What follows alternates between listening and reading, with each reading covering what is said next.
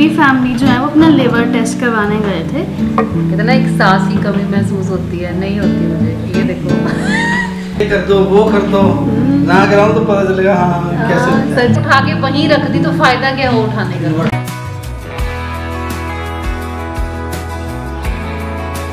Hello everyone, welcome back to real raw और random vlog.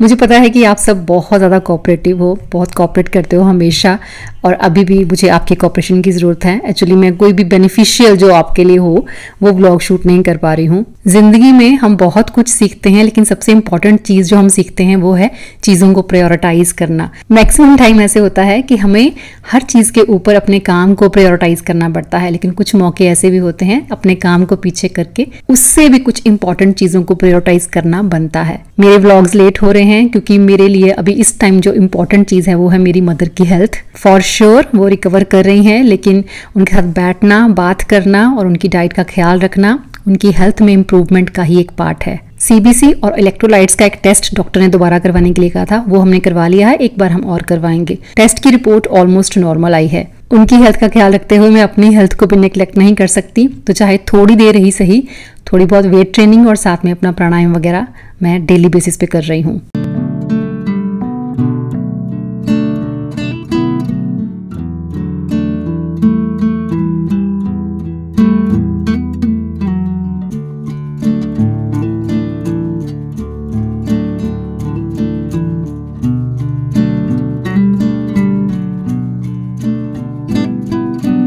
मेरी meal prep करने की आदत जो है नॉर्मली तो मेरे बहुत काम आती ही है, लेकिन ऐसे मौक़ों पर जब आपकी रिस्पॉन्सिबिलिटीज़ कुछ अलग हो जाती हैं तब भी बहुत काम आती है। तो आज सुबह मैंने कुछ वेजिटेबल शॉपिंग की थी, स्पेशली वो सब्जियां जो मम्मा की हेल्थ के लिए अच्छी हैं, जिनमें पोटाशियम का जो रेशो है वो कम है।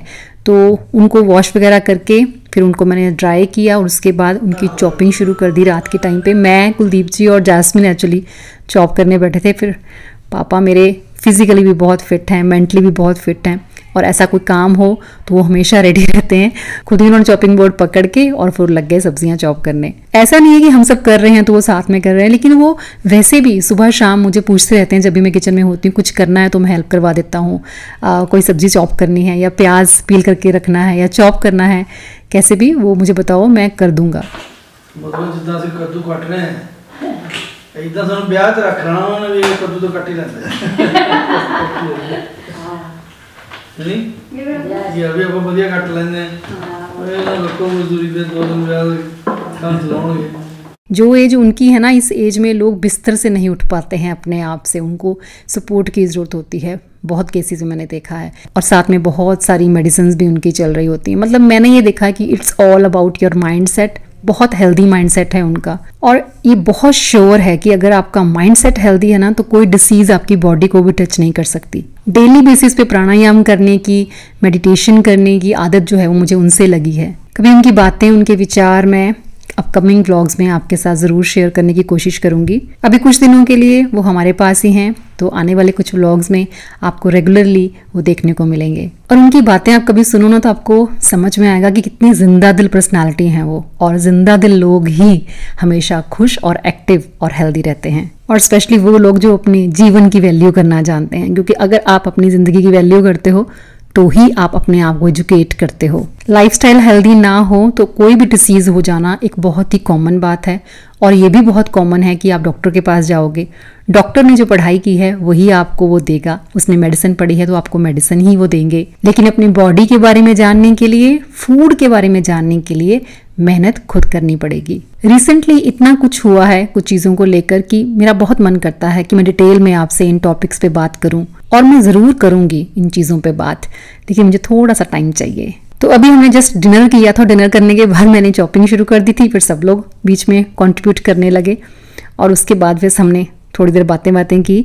जैस्मिन और मेरी टॉक जो है वो मैं आपके साथ शेयर कर रही हूँ।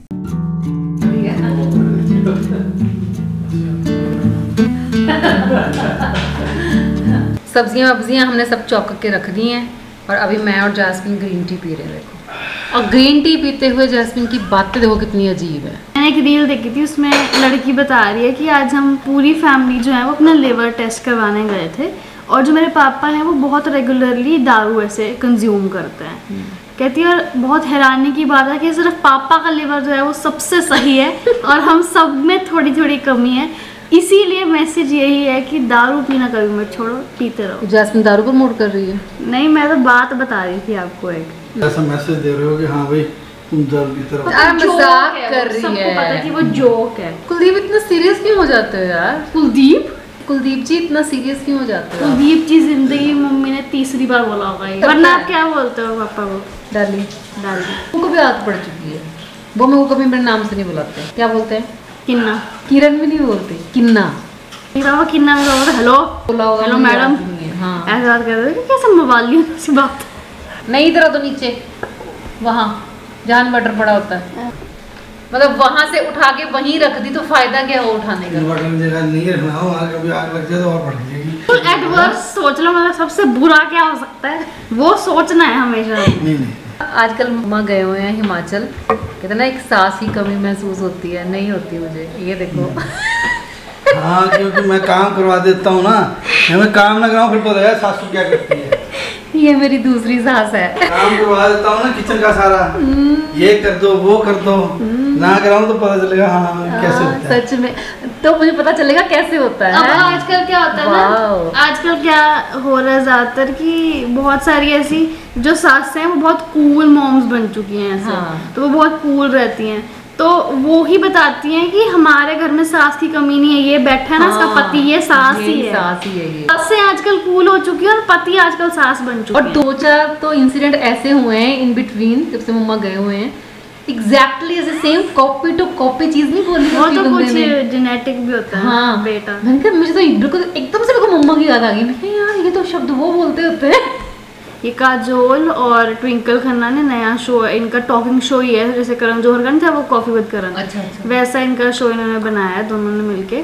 तो ऐसे गेस्ट को इनवाइट करती है, बातें बुतें करती हैं। तो उसमें एक सेक्शन था कि चूज करना है कि ये सही है या गलत है जो स्टेटमेंट है। तो स्टेटमेंट ये थी कि जो एक्टर्स हैं वो ज्यादा काम करते हैं देन अ 9 to 5 जॉब। कुछ लोगों ने किया, कुछ लोगों ने नहीं किया। काजोल ने बोला कि नहीं, आई फील कि जो एक्टर्स हैं वो बहुत ज्यादा काम करते हैं 9 to 5 वाले लोगों से, कि हमारा बहुत स्ट्रगल होता है ये वो। तो बहुत लोगों ने उसका विरोध किया है कि ऐसे कैसे आप बोल सकते हो। कहते हैं हम 9 to 5 जॉब करते हैं, तब हम आपकी मूवीज़ देखते हैं आके, आप हेयर एंड मेकअप बैठ के कराते हो आराम से। कहते हैं हमें ऐसा नहीं करना पड़ता, अगर हम ब्रेक भी लेते हैं उसमें भी हमें टेंशन रहती है कि अब ये वाली मीटिंग है, अब ये वाली कॉल है, उसमें भी कॉल आ रही होती है, उसमें भी कोई मीटिंग आ रही है तो उसमें भी क्लाइंट कॉल होती है, तो अब छुट्टियों पर भी हमें काम करना पड़ता है उस तरीके से। वो कहने को थी 9 to 5 जॉब पहले की, आजकल कोई 9 to 5 जॉब नहीं होती। आप जॉब खत्म होने के बाद भी काम कर रहे हो, अगर कोई प्रोजेक्ट आपको देना है नेक्स्ट डे या 2 दिन बाद तो आपको एक्स्ट्रा बैठना भी पड़ेगा। तो कहते हैं हम 48-48 घंटे भी लगाते हैं अपने ऑफिसों में बैठ के उस तरीके। तो कहते तो कोई बात नहीं हुई कि आप बोलो कि भाई एक्टर्स की लाइफ ज़्यादा ही मुश्किल है। कहते हैं आपको बहुत सारे प्रिविलेजेस भी हैं जो हमें नहीं होते जब हम एक 9 to 5 जॉब करते हैं। तो मैंने इन्वाइट किया था आलिया और वरुण धवन को। उसमें आलिया और ट्विंकल खन्ना दोनों ने ही बोला था कि हमें प्रिविलेज होता है कि छाता पड़ के हमारे पास कोई खड़ा है, हमारी कोई हेल्प करते हैं, असिस्टेंट्स होते हैं हमारे पास हमारी हेल्प करने के लिए। कहते हैं उनके पास कोई भी नहीं होता ऐसे, वो सारे काम खुद ही करते हैं। कोई 9 to 5 जॉब वाले घर के भी अपने सारे काम खुद ही करने, हमें घर पे भी वैसे काम नहीं करना पड़ता। हमारे पास घर पे भी हमारे पास फैसिलिटीज के लिए हमने वो तो चलो है ये, पर ये भी तो देखा जाए ना कि सेलिब्रिटीज भी अगर बने हैं वो तो हाँ, तो पहले तो उन्होंने मेहनत की जो ही उनका है। स्टार्टिंग पॉइंट था वो ऐसा नहीं था, पर वो अपने उस टाइम की बात कर रहे थे कि हाँ मेहनत। पर in all I would say तभी मैंने बात बोली ना कि स्ट्रगल्स ऑफ यूट्यूबर जो हम ये अब डिस्कस कर रहे थे, तो उससे मुझे ये बात याद आई कि मैं दोनों से ही अग्री नहीं करती हूँ कि उनमें से कोई एक जो है वो ज़्यादा है या कम है, क्योंकि हर एक फील्ड में अपने अपने स्ट्रगल्स होते हैं, हर एक फील्ड में अपने चैलेंजेस होते हैं, अपने बेनिफिट्स होते हैं। तो हर एक फील्ड में जो भी इंसान कर रहा है वो मेहनत कर ही रहा है, पूरा अपना कर रहा है। आई थिंक हर एक फील्ड ही मुश्किल है। वो भी एक्टर्स भी अगर काम कर रहे हैं तो उनको भी बहुत सारी चोटें लगती हैं, कितनी बार उनको चोट लग जाती है, कहीं सर्जरी करवानी पड़ती है, तो उनकी भी लाइफ डिफिकल्ट ही है चीज़ों, बहुत सारी चीज़ों में। हाँ, उनको बहुत सारे बेनिफिट्स उनके पास हैं, नो डाउट इन दैट, जो बेनिफिट्स हमें नहीं होते, पर सबका अपना अपना स्ट्रगल है, तो हम वो कंपेयर नहीं कर सकते। This is not a right comparison point. जो डेली व्लॉगिंग करते हैं उनके लिए अलग तरह की चैलेंजेस होते हैं, क्योंकि डेली व्लॉग डालना भी जो है वो इजी टास्क नहीं है आपको है। हर रोज कंटेंट सोचना, आपको कुछ नया प्रोवाइड करने की सुबह से कोशिश शाम करनी आप है। कैमरा के ऊपर हो, आपकी लाइफ कुछ भी पर्सनल नहीं है। वही है, सबके अपने अपने स्ट्रगल्स हैं। नेक्स्ट ब्लॉग भी हम यहीं से स्टार्ट करेंगे and thank you so much for your cooperation. तो चलिए मिलते हैं अगले व्लॉग में। Till then bye bye, take care and stay healthy.